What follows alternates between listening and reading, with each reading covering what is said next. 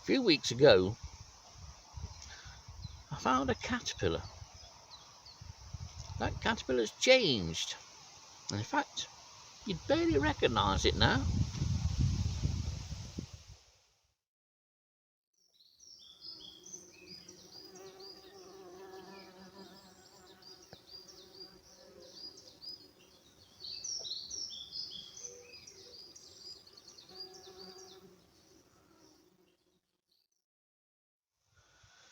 The caterpillar, of course, was the caterpillar of an oak egger, and I found it at Hoveringham, took it home to rear it, and here's the result: one female oak egger. Quite a beautiful moth, not particularly common here in Nottinghamshire, but it has increased over the last sort of 10-20 years. 20 years ago, you turned up one of these, it was some prize. And most of the later records seem to be coming from the lower Trent Valley in recent years. So the moth is doing well and it is spreading. I've had it at a number of sites, including Warsop Main Pit Top and this individual, which was originally at Hoveringham, but I've had it at Wellow Park and of course here at Clipston Quarter.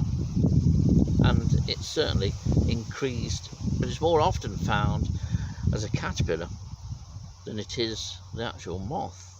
Although you can record the male moth flying, and that's what we've done on a number of occasions, but normally you'll find this chap when it's in its larval stage. But despite just being an overall brown moth, it really is a thing of beauty. Females are much lighter than the males. They're also larger, of course, and far more bulkier than the males, but they have this overall sort of tan brown colour, slightly darker in parts, and then across the wings there's that gently sort of curved pale band. At the top of that band, as you look at it now, there is a very thin line of darker scales which just go to help enhance that band. And then of course the most prominent markings are the white discal spots, one on each forewing. It's a lovely thing. It's a really warm brown. The males are similarly marked, but much darker, almost to the point of being chocolate brown. Say, this isn't a species that you will find like this. I've just set this up because this moth is being released, and hopefully during the course of today or tonight she will find a male. So if you ever get one of these thud into your light trap, chances are it'll be a female. That's why they're not very often caught at light traps, really.